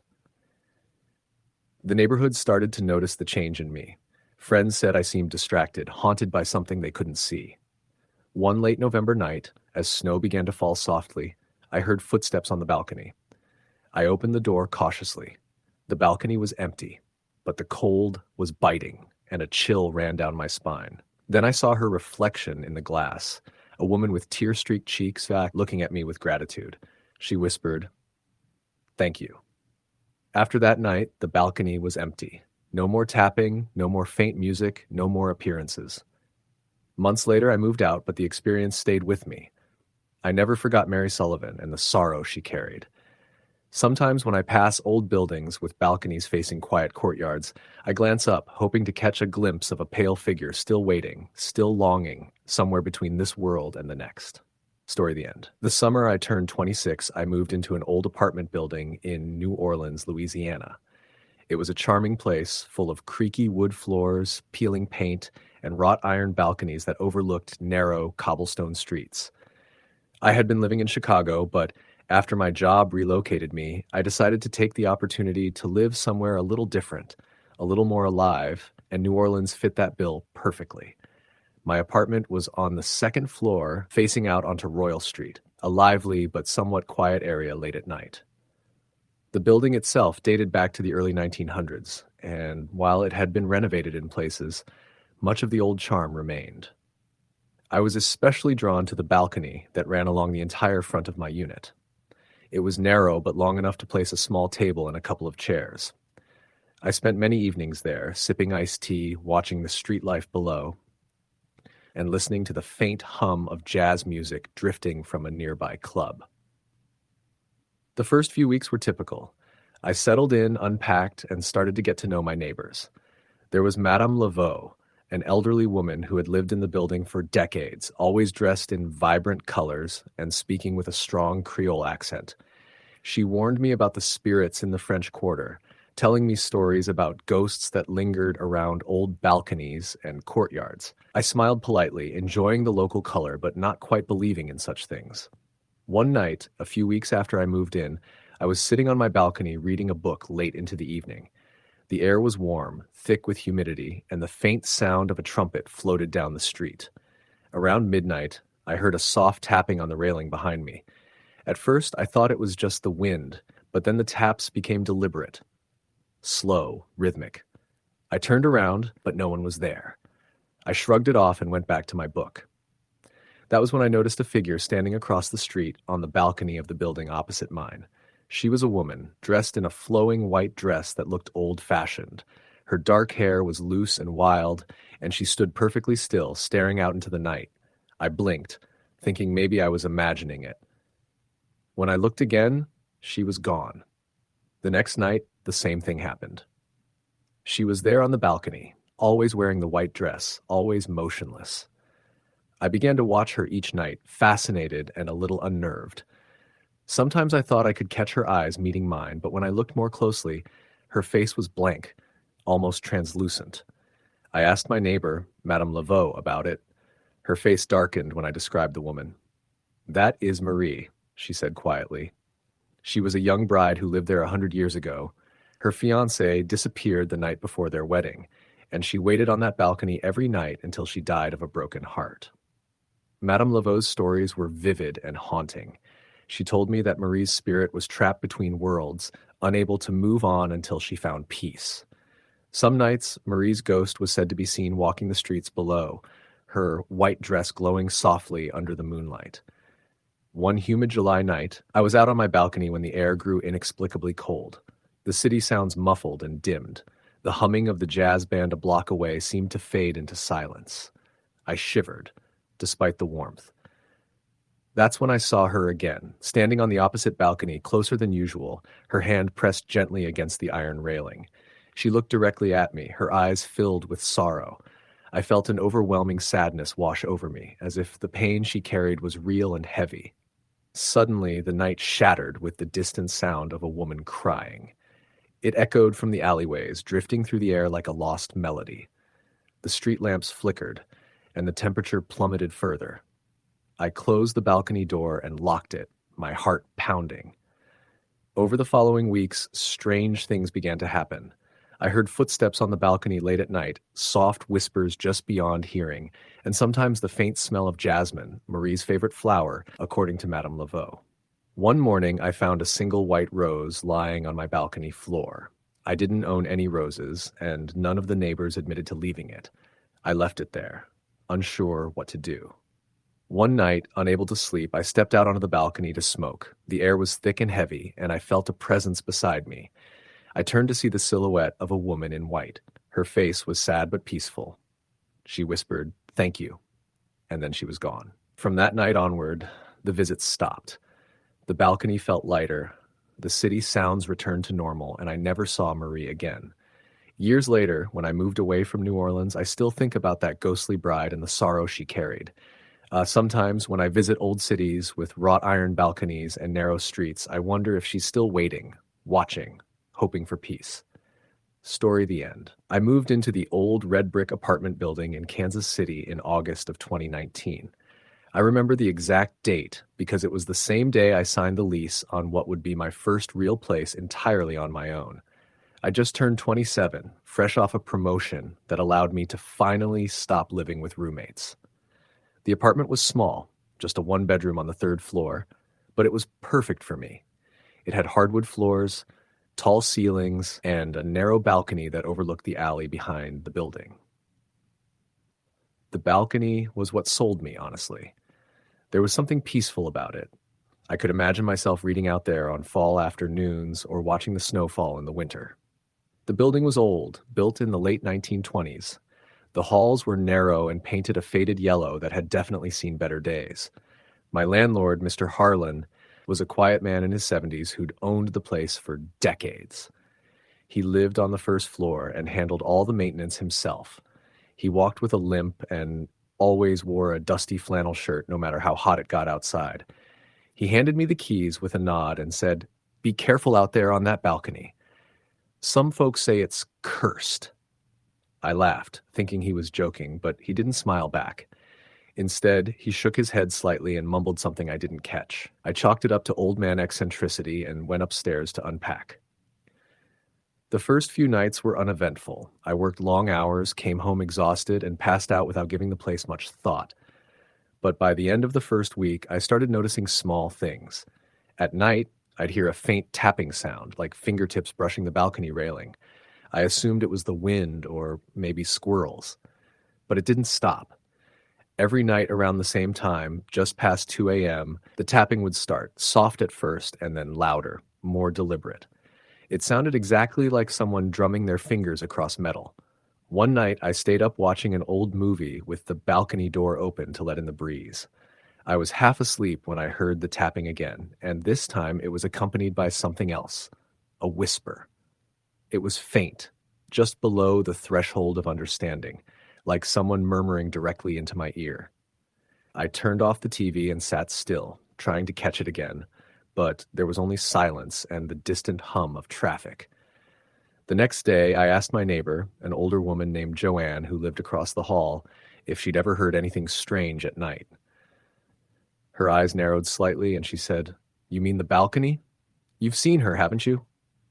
I didn't know how to respond. I hadn't seen anyone. Not yet. Joanne invited me in and poured me a cup of instant coffee. Her apartment was filled with old photographs and dusty books. She told me about a woman named Clara who had lived in my unit back in the early 1970s. Clara was a school teacher, quiet and polite, always kept to herself. One night in 1974, Clara was found dead on the balcony, face pale, mouth open like she'd died screaming, no visible injuries, no sign of foul play. The coroner ruled it a heart attack, but people whispered about something else. "Some say she was pushed," Joanne said quietly, but there were no signs of a struggle, and she was young, only 33. Joanne went on to explain that after Clara's death, tenants started complaining about strange occurrences, cold spots, the smell of roses where there were no flowers, and most consistently, the sound of tapping on the balcony railing late at night. I left her apartment unsettled but still skeptical. I hadn't seen anything. Maybe I was just letting the creaks of an old building and a neighbor's spooky story get to me. That's what I told myself, until I saw her. It was a Thursday night. I couldn't sleep, so I stepped out onto the balcony around 2:30 a.m. The city was quiet, the air still. I lit a cigarette and leaned on the railing, staring down into the alley. That's when I saw her. She was standing at the far end of the alley under a flickering streetlight. At first, I thought it was just a passerby, maybe a neighbor or someone taking their dog out, but she didn't move. Her dress was pale, almost glowing in the dim light, and her dark hair hung in loose waves over her shoulders. She was barefoot. Her face was turned upward, directly at me. My cigarette burned to the filter in my fingers before I even realized I hadn't moved. When I finally blinked, she was gone. I stood there for another 10 minutes, scanning the alley. No sign of her. I told myself it was just someone passing through, someone who happened to glance up at my balcony. But something about her felt off. She didn't look like she belonged to this time. There was a stillness about her, like she didn't breathe. That night, I dreamed of her. I was on the balcony, and she was standing on the railing with her back to me. Her hair moved in the wind, but everything else was still. I tried to call out, but no sound came from my throat. She turned slowly, and when I saw her face, I woke up drenched in sweat. Her eyes were black, bottomless, and filled with such deep sorrow that it chilled me to my bones. The days blurred after that. I stopped sleeping well. Every night around 2 a.m., I'd hear the tapping start again. Some nights it came from the outside, other times from the inside of the glass door. I checked every time. No one was there. I started keeping the curtains closed and the balcony door locked, but that didn't help. One morning, I found the lock undone and the door slightly ajar. I was certain I had locked it. There were footprints, bare, wet ones, on the wooden floor just inside. They led nowhere. No water anywhere else. Just the prints. I started seeing her more often, not just in the alley, but in the reflection of windows and the shadows at the end of the hallway, even once in the corner of my room when I woke in the middle of the night. She never spoke, but her presence carried a crushing sadness, like being buried beneath 100 unspoken regrets. I called Mr. Harlan and told him I wanted to break my lease early. He didn't ask why. He just sighed and said, "You're not the first." I asked him why he never warned anyone seriously about the apartment. He said people never believe until it's too late. "You didn't see the scratches under the paint on the balcony railing, did you?" he asked. I hadn't. After we hung up, I went out to the balcony with a flashlight and scraped away a patch of flaking paint under the top of the railing. There, faint but visible, were 3 vertical lines etched into the metal, like someone had dug their nails in, hard. I moved out the following weekend. I never went back, but a few months later I met someone who had moved into that same unit. We met by chance at a cafe downtown. I didn't bring it up at first, but she mentioned the building and asked if I had ever lived there. When I said yes, her eyes changed. She leaned forward and whispered, "Have you seen her too?" I nodded. She went on to describe the same things I'd experienced. The tapping, the dreams, the woman in the alley. She had only been there a month, but she was already planning to leave. To this day, I don't know who Clara really was or what happened to her that night in 1974. All I know is that something still lingers on that balcony, something full of grief and loneliness and unspoken pain. Whenever I think about moving again, I make one rule for myself: no balconies. Story the end. When I first moved to Los Angeles, I was 27 and desperate to get out of Ohio. I'd landed a job at a small production company in Burbank, and though the pay was nothing impressive, it was a foot in the door. I found a modest one-bedroom apartment in North Hollywood. Nothing special, but was clean, had decent lighting, and most importantly to me, a small balcony. It wasn't anything grand, just enough for a couple of chairs and some plants, but it felt like luxury. I had never lived in a place with a balcony before. The building itself was old, built in the late 60s. Beige stucco walls, rusted iron railings, and a narrow courtyard with palm trees that looked like they hadn't been trimmed in years.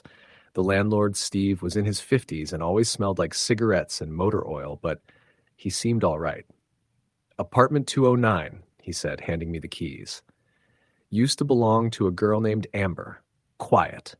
Kept to herself, left suddenly, but the place is in good shape." The first month went by uneventfully. I settled into a rhythm. Work during the day, home by 7, dinner while watching something mindless on TV, and then I'd usually end the night with a beer or glass of wine out on the balcony. From there, I had a decent view of the street and the building across the way. At night, the street was quiet, the occasional barking dog or revving car breaking the silence. I liked the solitude. The air cooled down, and I'd sit with my legs propped up, watching the lights flicker from the distant downtown skyline. It was during one of these balcony nights, about 6 weeks into living there, that I first noticed something strange. I remember it was a Thursday, late September. There was a light breeze, and I had just turned off my phone and leaned back in the chair when I felt watched. Not just that someone was looking at me, but that I was being studied. It was sharp and uncomfortable. I scanned the street and nearby balconies, but no one was around. The lights in the apartment across the street were off. The courtyard was empty. Then, from the corner of my eye, I saw movement. Not across the street, on my own balcony. I turned quickly, heart racing, but there was no one there. Just my potted plant, a tiny cactus, and the empty second chair. I laughed nervously. Probably just my imagination. Maybe a shadow from a passing car. The next night, it happened again, the sensation of being watched. This time I stayed still, trying to catch whatever it was before it moved. A part of me expected a raccoon, or maybe even someone on a neighboring balcony playing a prank. But there was nothing. The street was as still as the night before. Then, at around 11:30, I heard it, a whisper. Faint. Indistinct. Almost like a breath right near my ear. I jerked upright, spilling a bit of wine on my shirt, and turned to find nothing but empty space. I stood up, looked over the balcony railing, up at the building facade, then even back into my apartment. All quiet. I left the balcony door open that night, just in case I'd been imagining things. I didn't want to trap myself out there with a delusion. By the following week, it got worse. Every night I sat outside, the sense of being watched returned. But now it came with other things. Sounds. A soft tapping on the metal railing. Once, it was 3 knocks, spaced out perfectly. I even recorded one night on my phone, hoping to catch something, but all I got was a faint distortion around the 27-minute mark, like the mic picked up static or wind, but there had been no wind. I stopped going out on the balcony for a few nights after that. I figured maybe I was overtired or overworked. Stress can mess with your senses. But then strange things started happening inside. One night I came home to find the balcony door wide open. I was sure I'd shut and locked it that morning. I lived alone, no roommates, no pets. Nothing in the apartment was disturbed, just the door. It rattled lightly in the wind, swaying ever so gently as if someone had just stepped through it. Another time I was brushing my teeth when I heard what sounded like footsteps, bare feet padding softly from the living room toward the bedroom. I froze. Toothbrush still in my mouth. I called out, thinking maybe someone had broken in. No answer. I crept out, phone in hand, ready to call 911, but no one was there. I checked the front door. It was locked. The windows were locked. The only thing open was the balcony door. I called the landlord the next day and asked if anyone else had a key to my place. Steve assured me it was just him and that none of the other tenants had access. "You okay?" he asked. "You sound a little shaken." I told him about the door and the sounds, but he just kind of shrugged. Old buildings make noises. That unit's always had, creaks and pops, that kind of thing. I didn't mention the whispers or the static. I already felt crazy enough. A few days later, I ran into an older woman in the laundry room. She lived in 211, just next door. Her name was Darlene. She was in her 60s, polite but quiet, always wore a cardigan no matter the weather. I asked if she knew the girl who had lived in my unit before me. Her face changed immediately. "Amber," she said quietly. "Sweet girl, quiet like you, spent a lot of time on that balcony of hers."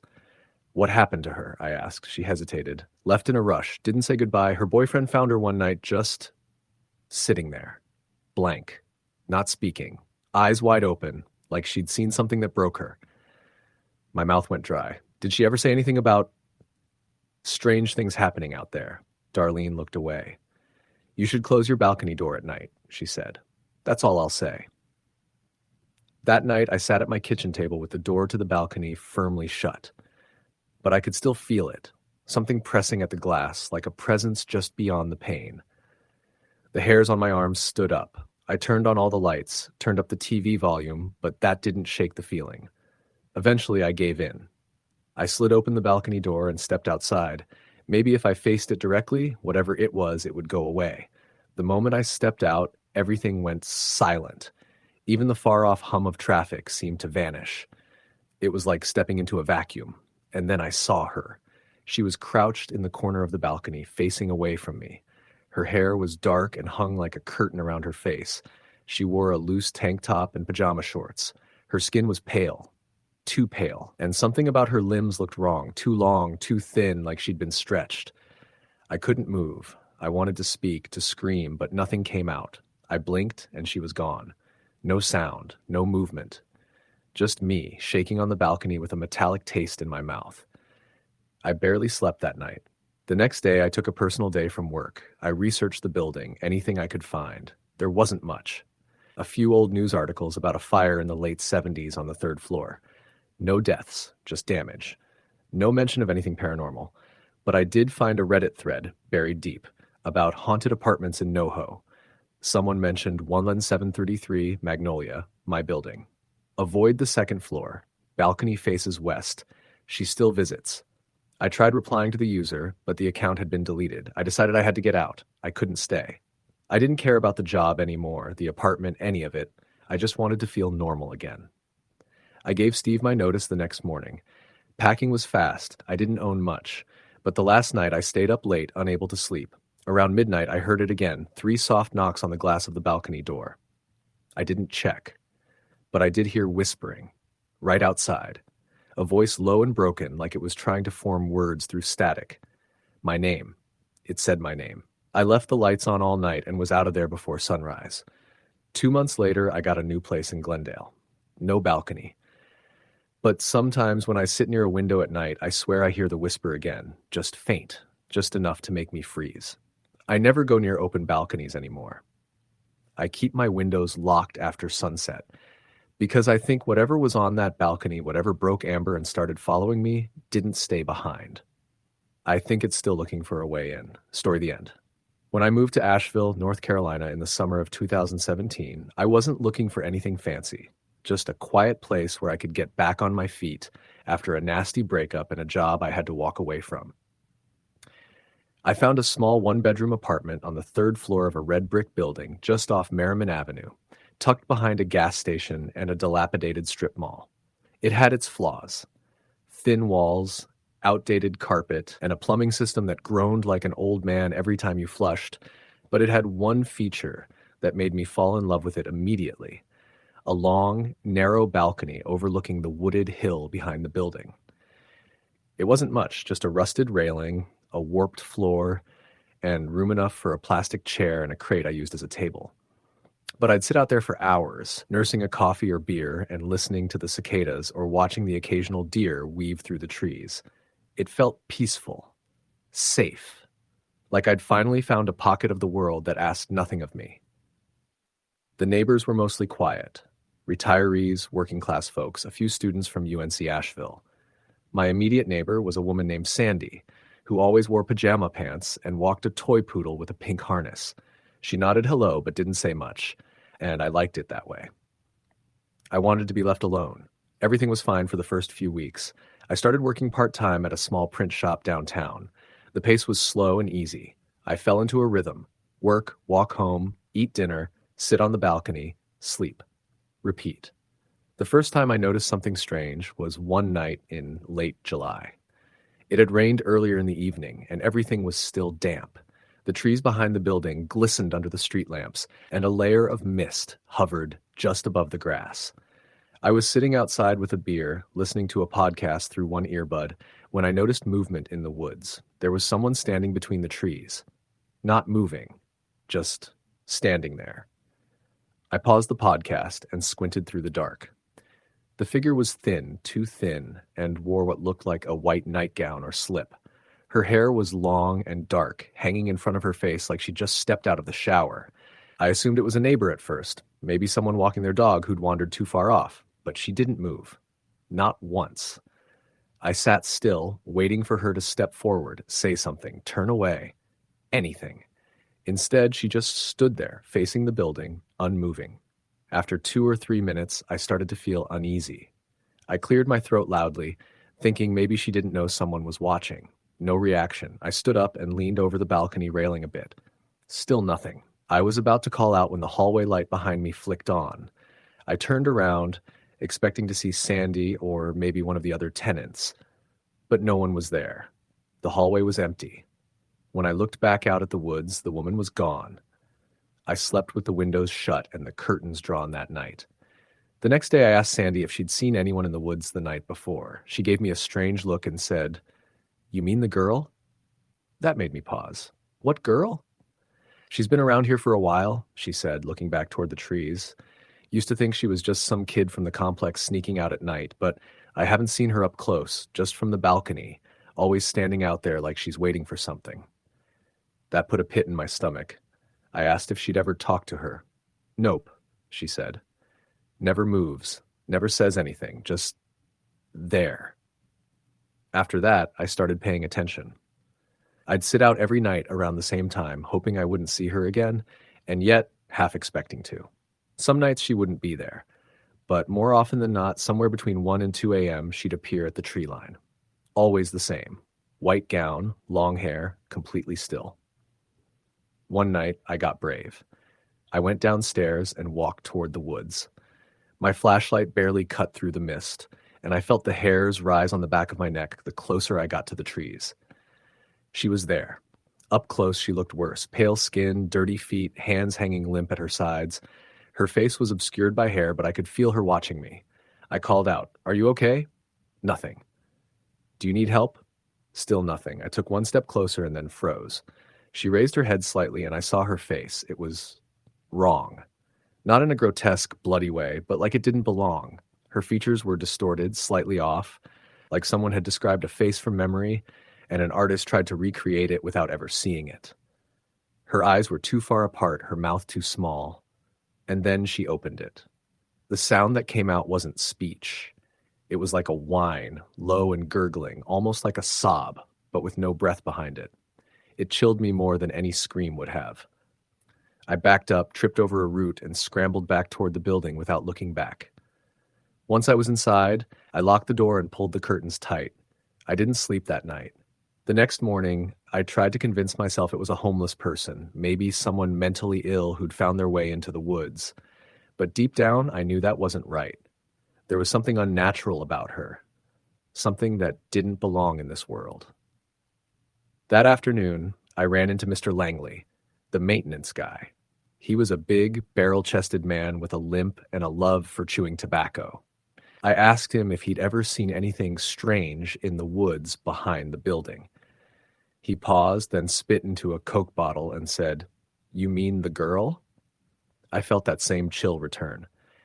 "She's been around a long time," he said. "Back when my brother lived here in the late 80s, people used to talk about her. Some said she was the ghost of a tenant who jumped off one of the balconies in the 70s. Others said she was murdered in the woods. No one really knows. I asked if anyone ever called the police. Oh, sure. Cops came out a few times. Never found anyone. Once they even brought dogs. Dogs wouldn't go near the woods, just sat down and cried. I started spending less time on the balcony after that. Even in the daytime, I avoided looking out at the trees. I kept the curtains closed and tried to ignore the late-night tapping on the railing. Yes, that started too. First soft, then more insistent, like fingernails dragging across the metal. One night I heard it louder than ever. I went to the balcony door and peered through the curtain. She was there. Not in the woods. On the balcony. Just a few feet from me. Her face was pressed against the glass, her hands splayed out on either side, and her head tilted just enough for her to stare directly into the apartment. Her mouth was open again, but this time the sound was louder, like static mixed with crying, but no breath behind it. I fell back, knocking over the lamp. When I looked again, she was gone. That was the last straw. I gave my 30-day notice the next morning. The landlord didn't even ask why. He just said, "You're not the first." I moved out in early September. On my last night, I stood on the balcony one last time. The woods looked quiet, peaceful even. Crickets chirped, a breeze rustled the leaves, and for a moment I felt like maybe I'd imagined it all, until I saw something white standing just behind the trees. I turned, went back inside, and shut the door behind me for the last time. I don't live near woods anymore. I don't live on upper floors either, and I don't sit on balconies after dark. Story the end. I moved into the apartment complex off East 49th Street in Indianapolis in September of 2018. The place wasn't fancy, but the rent was reasonable and the location was close to both my new office and the grocery store. It was a red brick 3-story walk-up built in the late 60s. Nothing much to look at from the outside. Chain link fences around a patchy lawn, a faded sign with the name Pine Heights, screwed crooked to the brick. But I was 25 and starting over after a bad breakup and a move back to my hometown. I didn't care about aesthetics. I cared about price, location, and quiet. The apartment I got was on the second floor, directly above the mailboxes and laundry room. 1 bedroom, 1 bath, a living room that looked out onto a narrow balcony with a rusted railing and a view of the back parking lot. You couldn't see the street from up there, just a broken-down fence, some trash bins, and a strip of woods behind it all that separated the complex from the next street over. The balcony itself was just large enough for a small chair and a makeshift table made from a crate. I figured I'd use it for morning coffee or reading in the evenings. It didn't take long to settle in. I kept to myself mostly, though I met a few of the neighbors, Mrs. Kirkland in 1B, who baked lemon bars and talked about her late husband constantly. Malik in 3A, a college kid with a loud laugh and a giant dog named Bear. Most of the others were quiet or reclusive, the kind of people who nod politely in the hallway and then disappear behind their doors. The first time I noticed anything strange was the second week of October. I was sitting on my balcony around 10 p.m., reading and sipping a cup of tea. The air was crisp. Fall had really set in, and the breeze coming off the woods made the leaves rustle like waves. I remember the sky was clear, stars visible above the amber glow of the city lights. Then I saw movement down near the woods. It was subtle, just a shape, barely distinct from the shadows, but it was enough to catch my attention. At first I thought it was a deer or a raccoon, but then the shape stepped forward into the moonlight, and I realized it was a person, a woman. She was barefoot and wearing what looked like a white nightgown or slip, something long and thin that swayed around her legs. Her hair was dark and hung over her shoulders, and even from a distance, I could tell she was pale. She didn't seem to notice me or anyone else. She was just standing there, looking up at the building. Then she tilted her head slowly, and I swear it felt like she was staring right at me. I blinked, startled, and when I looked again, she was gone. I stared at the spot for a long time, trying to make sense of it.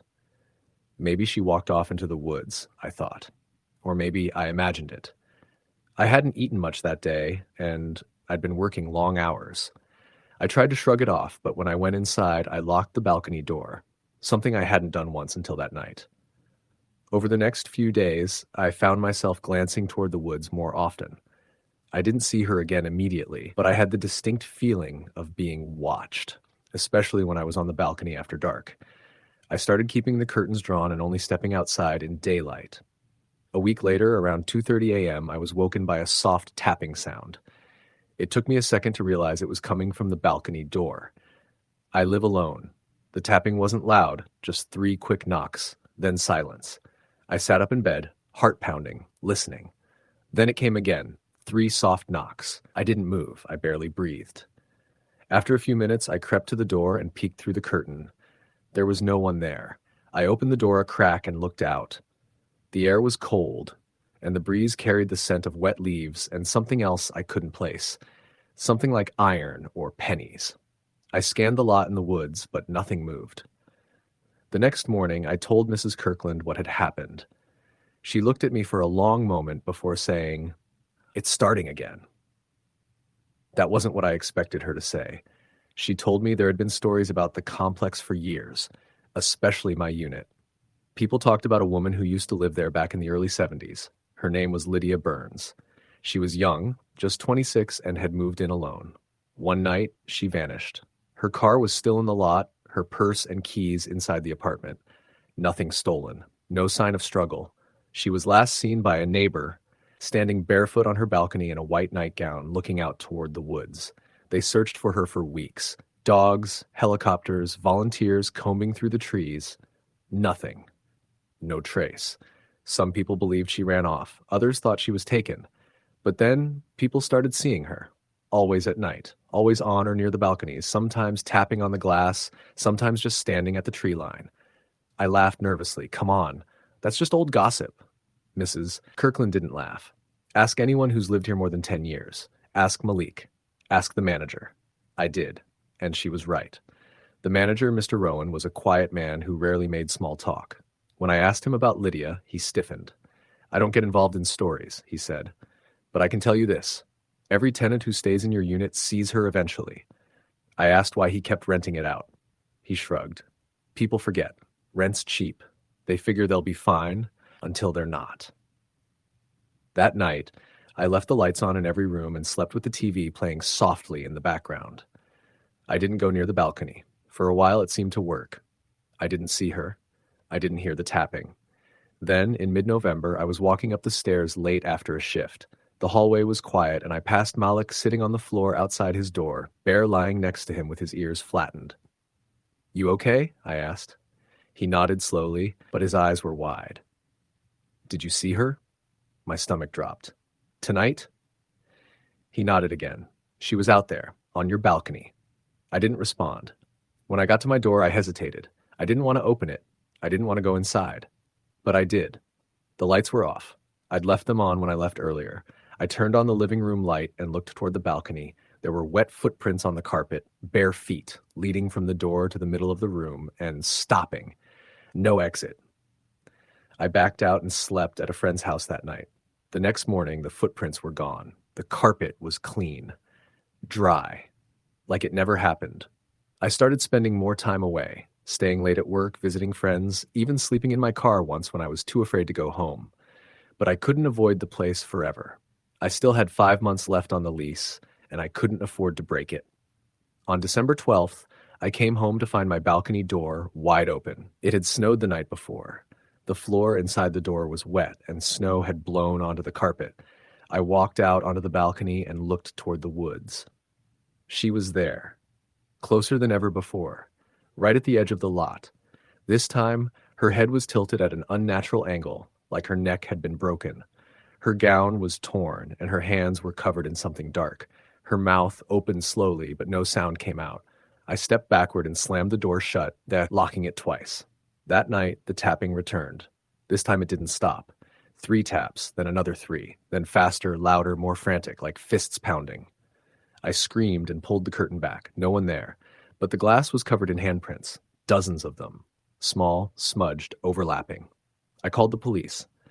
When they arrived, there was nothing. No prints, no intruder, no sign of forced entry. They asked if I was drinking. I wasn't. They asked if I was on medication. I wasn't. That night, I didn't sleep at all. A week later, Mrs. Kirkland was found dead in her apartment. Heart attack, they said. Natural causes. But the hallway camera showed something else. At 2:11 a.m., just minutes before her time of death, the footage showed a figure in white walking past her door, barefoot. After that, I gave notice. I didn't care about the lease. I didn't care about penalties or fees. I packed up what I could fit in my car and left. I didn't even wait for morning. Sometimes I still dream of her. I see her standing at the edge of the woods, staring at me. Sometimes she's closer, on the balcony, or inside the apartment, watching, always watching. I don't live in apartment buildings anymore. I don't live anywhere with balconies. I don't live near woods. And I never, ever leave my doors unlocked. Story, the end. I moved into the apartment on a warm Saturday afternoon in July. It was on the third floor of an older complex in Austin, Texas. An L-shaped building with orange brick walls, rusted railings, and creaky wooden stairs. I'd just broken up with my long-term boyfriend and was desperate to start fresh. The place was nothing fancy, but it had hardwood floors, a decent kitchen, and a small balcony that looked out onto the parking lot and beyond that, a patch of woods. The balcony was what sold me. I'd imagined drinking coffee there in the morning or wine in the evening, maybe even journaling as the sun dipped below the trees. The first few days were normal. I unpacked, arranged my bookshelves, hung some art on the walls, and tried to make the space feel like mine. My cat Jasper was a little on edge, but slowly started exploring the corners of the place. On the fourth night, I brought a glass of iced tea out to the balcony and sat in the only chair I had out there. I remember the air was heavy with the scent of magnolias and humidity, and the cicadas were making their usual racket. It was peaceful, except for this subtle unease I couldn't quite name, like I'd forgotten something, or like someone was standing just behind me, barely out of reach. I chalked it up to stress. A new apartment, a breakup, adjusting to being alone, it was all catching up to me. Still, when I turned around to go back inside, I had this strange chill run down my spine. Jasper, who had been sitting in the doorway, hissed and darted away as soon as I stepped inside. That night, around 2 a.m., I woke to a strange sound. It wasn't loud, just this low, repetitive creaking, like someone rocking in a wooden chair. I lay there listening, trying to place it. It wasn't coming from the hallway or the apartment above me. It was coming from the balcony. At first, I thought maybe a neighbor had set a chair out there and the wind was moving it. But when I stepped quietly to the sliding glass door and looked through the blinds, my breath caught in my throat. There was a shadow. Just barely visible in the ambient light from the parking lot, I saw a figure sitting in my balcony chair. I couldn't make out details, just a hunched posture, long hair, arms resting on the sides. Frozen, I watched as the figure slowly rocked forward and back, forward and back. I didn't open the door. I didn't even turn on the light. I backed away and locked myself in the bedroom, heart pounding so loud I was sure it would give me away. By morning, the chair was empty. I checked every inch of the balcony, looking for signs that someone had climbed up or broken in, but there was nothing. No scuffs, no footprints. Just my chair, slightly askew. I considered calling the police, but what would I say? A shadow sat on my balcony? I knew how that would sound. Instead, I asked the maintenance guy, Chris, if there had ever been break-ins or weird stuff on the third floor. He scratched his beard and said, "Not really, maybe some noise complaints. You're in 312, right?" I nodded. "Funny, that unit's always been I don't know. Tenants come and go pretty quick. One girl left after only a month. Didn't even break her lease. Just left." That should have been enough to send me packing, but something in me wanted to fight the fear. Maybe it was pride, or maybe I was just too broke to move again. Either way, I stayed. Things didn't settle down. They got worse. Every couple nights, around the same time, 2 or 3 in the morning, I'd hear the chair creaking again. I stopped checking. I didn't want to see. Once, I left my phone camera propped up inside, facing the balcony through the blinds. When I reviewed the footage the next morning, my blood ran cold. At 2:43 a.m., the chair slowly started rocking on its own. A few seconds later, something appeared in the corner of the frame. Just a dark blur, like a shadow slowly forming into a shape. It looked vaguely human. Long hair, slender arms, but its face was all wrong. Blurred, smudged, like static on a TV. It stayed for 6 minutes, rocking in my chair, before slowly fading out of the frame. I deleted the video. I wish I hadn't, but I couldn't stand knowing it existed. It felt like proof of something I didn't want to be real. That weekend, I invited a friend, Leah, to stay over. I didn't tell her everything, just that I was feeling uneasy and needed company. She agreed, brought wine and takeout, and we stayed up late watching movies. Around midnight, I went to the bathroom, and when I came back, Leah was standing by the balcony door. There was someone out there, she said, her face pale.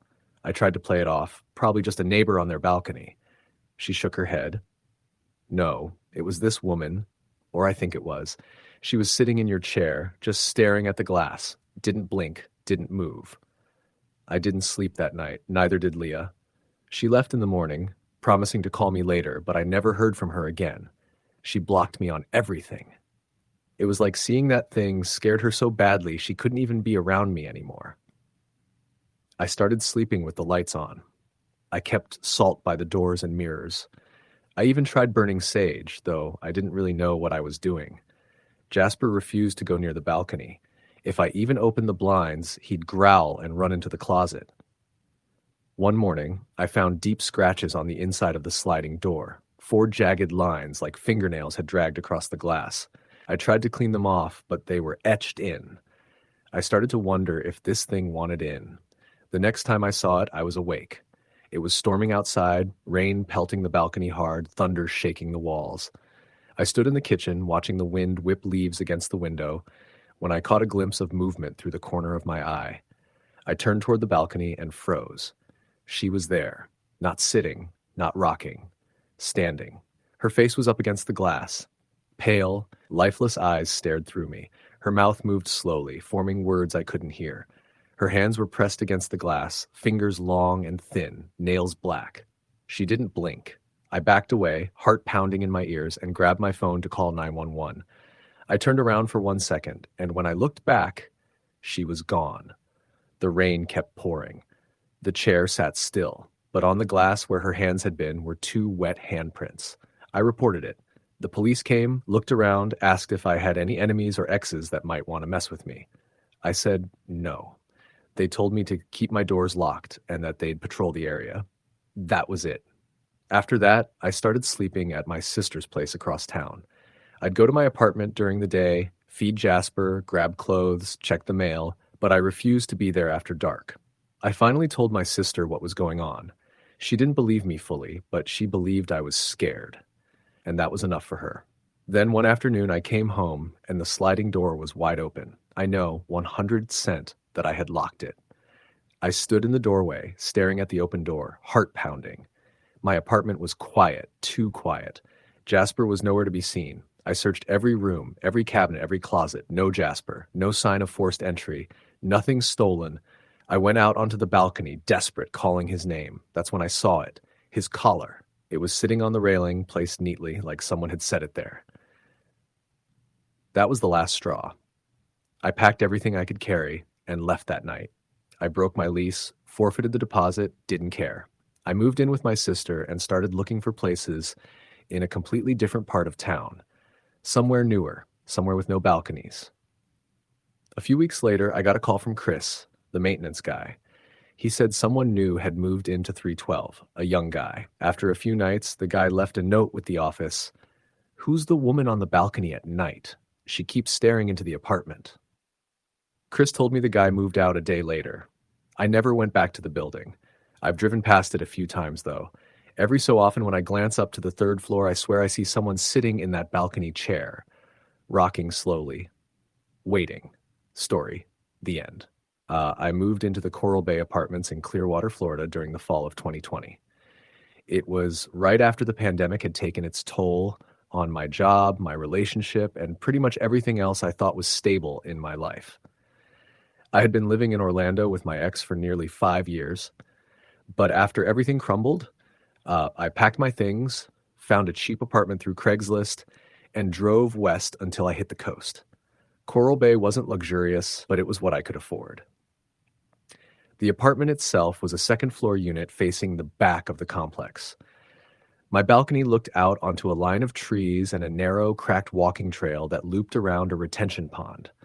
At night, the pond glistened under the parking lot lights, and sometimes you could hear frogs or crickets if you left the sliding door cracked open. The balcony was one of the only things I liked about the place at first. It had old but sturdy metal railings and enough space for a chair and a little table. I bought both from a thrift store and set them up on my first day. I imagined myself drinking coffee out there, maybe writing again like I used to. The first few weeks were fine. Quiet. I worked remotely, kept to myself, didn't really interact with the neighbors.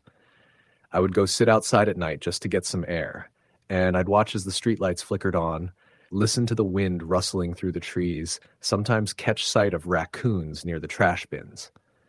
But there was this one spot, just past the pond near where the walking trail curved into the woods, where the light never seemed to reach. It always looked darker than the rest of the area, even on clear nights.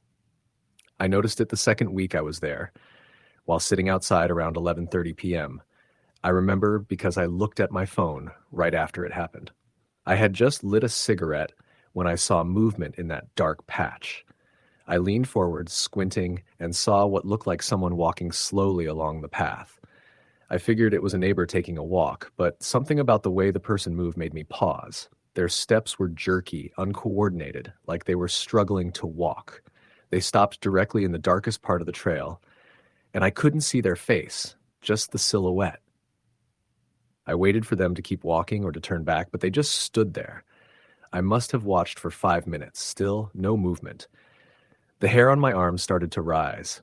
Then suddenly the figure took one step backward, almost like it was sinking, and disappeared completely. Just gone. I stared for a long time. The trail was empty again. No sound, no wind, just stillness. I stayed up most of that night, not sure what I'd seen. By morning, I convinced myself it was a trick of the shadows or some kid messing around. I didn't bring it up to anyone. But over the next few nights, I started hearing a sound I hadn't heard before. A soft tapping, always around midnight, coming from the balcony door. It wasn't like the building creaking or the wind. It was a very specific rhythmic tapping. 3 quick knocks. Then silence. The first few nights, I ignored it. I told myself it was nothing, but by the 5th or 6th night, it started happening earlier and louder. One night, I couldn't take it anymore. I turned on all the lights, grabbed a flashlight, and opened the balcony door. Nothing. The trail was quiet. The pond was still. No movement. I leaned over the railing and shined my flashlight toward the dark patch on the trail. For a moment, I thought I saw something crouching there. A person, or maybe an animal, curled up like they were sleeping or waiting. But when I blinked and looked again, it was gone. The next day, I went to the leasing office to ask about the trail. I asked if it was private or if anyone else used it. The woman at the front desk gave me a strange look and said, "That trail? Nobody really uses it. People say it's bad luck to go back there at night." I asked her what she meant. She lowered her voice and said, "A few years ago, a woman who lived in your building disappeared. They found her shoes and her phone out by the pond, but they never found her body. Some people say they see her walking that trail after dark." That night, I sat inside with the balcony curtains closed. I didn't go out there for days, but the tapping came back. It didn't matter if the door was locked or if the curtains were drawn. It always started around midnight. 3 knocks, a pause, then 3 more. I started having dreams. In one, I was standing on the trail in the middle of the night, barefoot and cold. I could feel someone behind me breathing, but I was too scared to turn around. In another, I was in my apartment, looking out through the balcony glass, and there was someone standing on the other side, looking in. Her face was pale, her eyes sunken, her lips slightly parted. She never spoke, but I always woke up feeling like she'd said something to me, like a whisper I couldn't quite remember. One night, I tried to stay awake to see if I could catch it in the act. I kept all the lights on and sat on the couch with a kitchen knife in my lap, feeling stupid but also terrified. At 12:07 a.m., the tapping began. This time, I didn't get up. I just sat there watching the balcony door from the couch, waiting. Then the doorknob moved, slowly, deliberately. It turned back and forth as if someone was trying to come in. I ran to the door and yanked the curtains open. No one was there. But when I looked down at the handle, I saw smudges, fingerprints. I called the police. They came out, checked the area, asked some questions. They didn't find anything. No footprints, no signs of forced entry. They said it was probably a prank or maybe a neighbor messing around. But I knew better. A few days later, I met one of the longtime residents in the parking lot. Her name was Gail, maybe in her late 50s. She told me she'd been living in Coral Bay for 15 years. I asked her, casually, about the woman who'd gone missing. She didn't hesitate. Erin, yeah, she lived in 2B, your unit. Quiet girl, real sweet. Used to sit out on the balcony all the time, even late at night. I froze. Wait, she lived in my apartment? Gail nodded. Yep. After she vanished, they left the unit empty for a while. Then folks started hearing things, tapping, footsteps, weird stuff. I asked her what she thought happened. She looked at me and said, I think she got pulled into that trail. I think something waits there, and when people go too close, it takes them. I wanted to move out immediately, but I didn't have enough money saved. I started sleeping at my cousin's house on the other side of town when I could, but I still had to go back to the apartment to shower, grab clothes, check the mail. Every time I did, it felt worse, like the air was heavier. One evening in late December, I came back just to pick up some stuff. I'd only planned to be there for 10 minutes.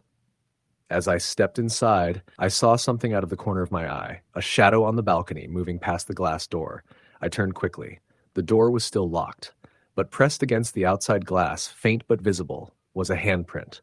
And then I saw her, standing just past the railing, her head tilted, her hair dripping wet, even though it hadn't rained in days. She looked exactly like she had in my dreams. And then she stepped forward, slowly, silently, until her face was inches from the glass.